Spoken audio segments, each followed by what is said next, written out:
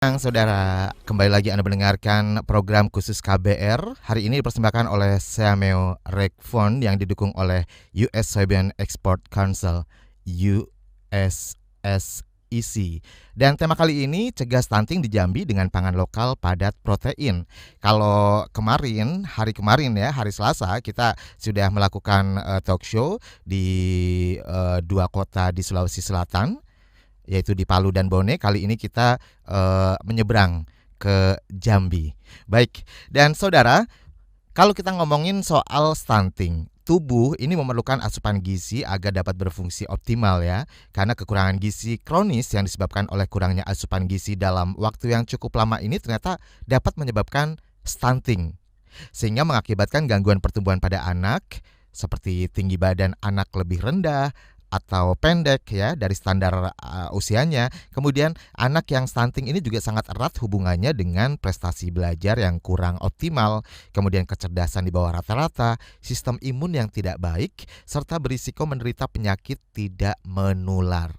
Nah, salah satu fokus pemerintah saat ini adalah pencegahan stunting. Upaya ini bertujuan agar anak-anak Indonesia dapat tumbuh dan berkembang secara optimal dan maksimal dengan disertai kemampuan emosional, sosial, dan fisik yang siap untuk belajar, serta mampu berinovasi dan berkompetisi di tingkat global. Lalu, seperti apa sih langkah tepat untuk mencegah stunting dan kira-kira apa saja ya pangan lokal yang bermanfaat untuk mendukung pertumbuhan anak? Kita akan perbincangkan bersama saya Rizal Wijaya selama 60 menit ke depan dengan ketiga narasumber yang sudah terhubung melalui aplikasi Zoom. Kita talk show hari ini secara virtual ya, masih dalam masa pandemi. Baik, saya akan sapa terlebih dahulu. Yang pertama adalah Ibu Ismi Nurwakingah Ibnu. Selamat siang, Ibu. Ibu Ismi. Oke, Ibu Ismi mungkin sedang mengalami kendala ya, gangguan ya di Zoom-nya. Baik, berikutnya sebelum ke Ibu Ismi Nurwakinya dari Universitas Jambi, saya juga akan menyapa Dr. Grace Wangge. Selamat siang dari Seameo Rec Fund ya. Selamat siang, Selamat Dokter. siang dan selamat siang semua pendengar. Oke, salam sehat Dr. Salam Grace. sehat. Baik, dan berikutnya adalah Dr. Hendrianto, Sekretaris Dinkes Kabupaten Tinjab Timur. Selamat siang, Dr. Hendri. Ya, suaranya masih di mute. Audionya masih di mute, Dokter. Selamat siang semuanya. Siap. Salam sehat, Dokter. Selamat sehat. Ya, salam sehat. Baik, dan sambil kita menunggu Ibu Ismi Nurwakinya untuk kembali join ya, karena mungkin ada kendala. Ibu Ismi, sudah bisa kami sapa Ibu Ismi? Halo, selamat siang Ibu Ismi. Ya, mute, masih di mute untuk audionya. Bisa diaktifkan terlebih dahulu. Baik. Ya, sambil kita menunggu suara dari Ibu Ismi yang sudah terhubung melalui aplikasi Zoom ya. Nah, halo. Wow. Selamat siang. Ya. Salam sehat Bu Ismi. Ada terkendala dengan jaringan, dengan device. Baik. Ya. Mudah-mudahan nanti stabil ya sepanjang talk show hari ini ya, hingga pukul 2:30. Baik, dan yang pertama saya akan ke Dr. Hendri terlebih dahulu. Dr. Hendri, ini boleh dijelaskan sebelumnya bagaimana sih sebenarnya potret kasus stunting yang ada di Jambi dan seperti apa nih masalah stunting yang dihadapi sejauh ini? Baik, terima kasih banyak atas kesempatan ini. Saya dalam hal ini memang berada di Kabupaten Tanjung Timur. Itu adalah salah satu kabupaten yang ada di Provinsi Jambi. Jadi kami Tanjung Timur itu bersama dengan Kabupaten Kerinci, menurut hasil riset kesehatan dasar tahun 2013 kita ditetapkan sebagai lokus stunting gitu. Jadi lokus itu adalah daerah fokus di mana pemerintah memberikan intervensi khusus untuk penanganan stunting di daerah-daerah tersebut. Nah, di Tanjung Timur itu posisinya memang pada saat riset kesehatan dasar 2013 cukup tinggi, 48,5%. Itu ya hampir separuh balita kita itu stunting. Namun pada 2018 ada penurunan jadi 40,8, artinya sekitar 8% turun. Namun posisinya kita masih memang relatif tinggi dibanding beberapa kabupaten kota lain di Provinsi Jambi.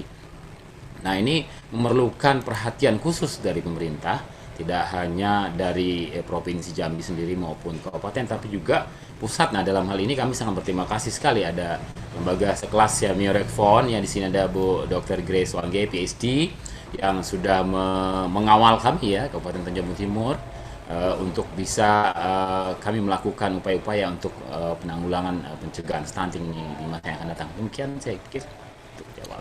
Baik, tentu memang bukan menjadi upaya, tidak bisa menjadi upaya pemerintah daerah saja ya, tapi juga butuh kolaborasi dengan yang lainnya, bersinergi ya kan, seperti pemerintah pusat dan tentunya juga dari Sameo Rekfon. Baik, dan kalau sejauh ini permasalahan apa saja sebenarnya yang dihadapi sehingga daerah di Jambi ini menjadi salah satu pusat ini ya, tadi disebutkan sebagai lokus ya, lokus stunting. Ya, saat ini memang kita di Provinsi Jambi pada umumnya memang masih menurut hasil riset sekian dasar itu memang relatif tinggi. Posisi prevalensi stunting ya, kalau kita menyebutnya prevalensi atau jumlah anak yang terpapar ataupun terkena stunting gitu. Nah, untuk ini di Tanjung Timur sendiri, salah satu kabupaten di mana saya sedang bertugas ini, itu persoalannya memang cukup banyak nih, Mas. Jadi kita kalau bicara stunting itu ternyata memang secara teori juga menurut WHO kan jelas ya, UNICEF menjelaskan bahwa persoalan stunting itu tidak hanya soal tidak adekuatnya ataupun tidak cukupnya intake nutrisinya, tapi juga apakah dia menderita sakit atau dan lain pada masa dia sedang dalam usia dini. Nah, ini menjadi yang persoalan cukup penting. Nah, di kami ini menjadi soal juga ada beberapa wilayah yang daerah aksesnya itu cukup sulit di Tanjung Timur. Jadi kawasan pantai Provinsi Jambi itu ada dua, Tanjung Barat dan Tanjung Timur. Nah, kami ada salah satunya. Ada beberapa desa ataupun ada satu kecamatan yang tidak bisa diakses lewat darat misalnya gitu. Jadi aksesnya cukup sulit, infrastruktur kita juga cukup sulit. Nah, ini menjadi persoalan juga begitu, persoalan yang tidak langsung daripada stunting tadi, karena asupan nutrisi yang kurang itu bisa juga disebabkan oleh pola asuh ya, yang tidak baik, pemahaman ibu yang kurang baik, kemudian juga misalnya ketersediaan pangan di suatu daerah. Nah, di tempat kami ada beberapa kantong-kantong daerah yang memang agak sulit ya mengakses seperti bahan-bahan pokok yang mengandung gizi seperti itu ya, ada meskipun kita di sini termasuk sumber ikan yang cukup banyak, tapi supportnya yang agak kurang itu. Seperti itu kurang lebih. Lagi-lagi persoalan akses gitu ya, dokter ya. Baik, mudah-mudahan ini akan menjadi perhatian khusus ya, baik bagi pemerintah pusat, sehingga nanti akan ada perbaikan infrastruktur sehingga aksesnya akan lebih baik lagi, sepertinya seperti itu ya harapannya ya. Baik. Dan kalau berbicara soal stunting, mungkin kita juga masih terus mengupayakan untuk mengedukasi, mensosialisasikan kepada masyarakat, salah satunya melalui talk show program khusus hari ini melalui KBR. Nah, ke Ibu Ismi nih. Bu Ismi, bisa dijelaskan nih sebelumnya apa saja sih sebenarnya gejala stunting dan bagaimana seorang anak ini bisa mengalami stunting? Oke, baik. Terima kasih. Jadi sebenarnya stunting ini adalah permasalahan yang complicated ya, banyak multisektor, banyak masalahnya. Tidak hanya banyak penyebabnya, tidak hanya dari gizi, tetapi juga ada beberapa dari faktor lingkungan, faktor pengasuhan, pola pengasuhan. Nah, sebelumnya kami jelaskan dulu berdasarkan definisinya, di mana stunting itu sendiri adalah perawakan pendek dilihat dari segi tinggi badan berdasarkan umur ya. Dan sangat riskan atau beresiko pada bayi di bawah 2 tahun dan balita. Jadi setelah tidak bisa catch up di segi pertumbuhan linear, tinggi badan per umur di umur 2 tahun dan 5 tahun, maka dikatakan bahwa penanganan stuntingnya cukup terlambat untuk nanti diperbaiki dari segi penanganan. Nah, kalau soal penyebabnya ya saya sebutkan tadi, tidak hanya karena ada asupan gizi yang kurang selama masa hamil, ada kondisi status gizi ibu hamil, wanita-wanita prakonsepsi yang siap untuk menjadi ibu ini tidak siap dari segi asupan gizinya, sehingga pertumbuhan janinnya juga tidak maksimal. Alhasil menyebabkan pertumbuhan berdasarkan tinggi badan dan umurnya juga tidak maksimal. Ditambah lagi dengan lingkungan yang kotor, kemudian pola asuh, terpapar oleh zat-zat nikotin ya, rokok dan sebagainya. Mungkin itu penjelasan dari saya. Mungkin seperti sanitasi, kondisi rumah seperti itu juga mempengaruhi ya? Benar, seperti itu. Ditambah juga beberapa ya, seperti banyak juga yang pola diet atau pola konsumsi asupan yang salah di 2 tahun pertama. Jadi misal seharusnya ASI eksklusif tetapi tidak terpenuhi, nah itu juga akan menjadi penyebab. Kemudian MPASI, makanan pendamping ASI yang salah ya, pemberiannya tidak sesuai umur, tidak sesuai, tidak seimbang sesuai dengan kebutuhan tubuhnya, itu juga akan mengganggu untuk pertumbuhan linear anak-anak baduta dan balita ini. Baik. Nah, asupan gizi menjadi sangat penting karena ini bisa menjadi salah satu faktor penyebab stunting ya, terutama bagi ibu hamil ketika masa kandungannya asupan gizinya kurang. Nah, sekarang ke Dokter Grace nih, berapa lama sih kekurangan gizi kronis ini dapat menyebabkan stunting, Dok? Ya, ini terima kasih pertanyaannya. Pertanyaannya agak sulit karena menanyakan waktu ya.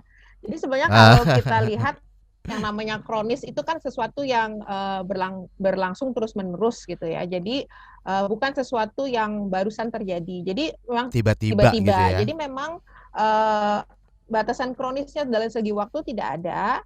Tapi memang seperti yang tadi diungkapkan Ibu Ismi, jadi kekurangan gizi ini mungkin sudah terjadi begitu lama dan berulang kali ya, mungkin dalam 1000 hari pertama kehidupan seorang manusia ya. Jadi mulai dari masih di dalam kandungan ibunya sampai 2 tahun pertama dia lahir gitu.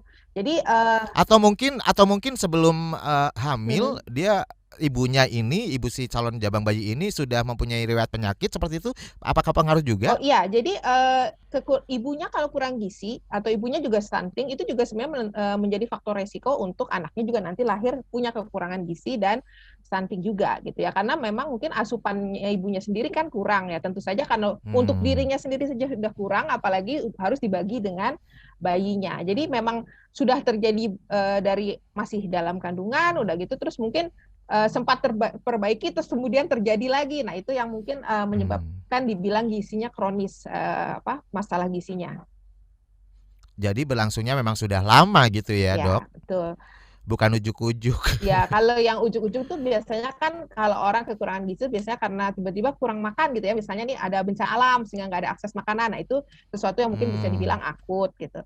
Dan biasanya kita di posyandu atau kalau memantau berat badan itu kan kalau ibu-ibu memantau masukin ke kartu KMS biasanya juga dilihat kalau 2 kali datang atau 2 bulan datang tidak ada kenaikan, itu situ saja sudah mulai dicurigai itu ada kelainan gizi. Nah, itu sebenarnya masih level akut gitu ya. Tapi kalau lebih lama dari itu mungkin bisa dibilang sebagai sudah mulai curiga ada kelainan gizi kronis. Oke, sebenarnya bisa dilihat dari awal-awal ya gitu ya, dicek ya keadaannya, kondisinya. Baik, dan berbicara soal masih terusnya bertambah ini kasus stunting di Indonesia, ya turun pun juga tidak banyak gitu ya kalau tadi disebutkan kan. Nah, ini tentu banyak berkaitan erat dengan tingkat kesadaran di masyarakat ya kan. Nah, kalau berbicara soal tingkat kesadaran, ini kalau Dr. Hendrianto di Jambi sendiri boleh dijelaskan bagaimana sih kesadaran masyarakat di Jambi dalam pemenuhan gizi ini?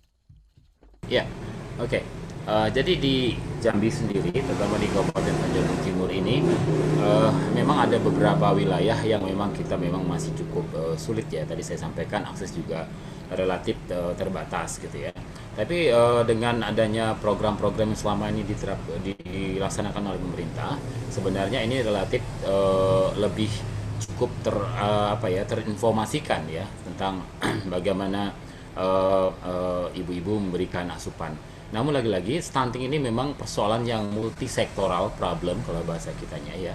Jadi intinya itu masalah yang memang harus diselesaikan oleh tidak hanya satu satu sektor saja, artinya tidak cukup hanya dari kesehatan ataupun puskesmas ataupun rumah sakit ya yang ngurusin anak-anak stunting, tapi juga harus terlibat di sana dari misalnya ketersediaan pangan, dinas pertanian gitu ya, bagaimana akses sanitasi, dinas PU pemukiman, PUPR ya, kemudian dari pemerintahan desa gitu, itu semuanya harus ikut terlibat, sehingga kesadaran yang tadi kita harapkan itu secara kolektif memang bisa meningkat, dan ini yang sekarang kita terus lakukan secara bertahap dan melibatkan berbagai unsur, karena memang ini dari pusat kan udah di bahasanya tuh jor-joran gitu.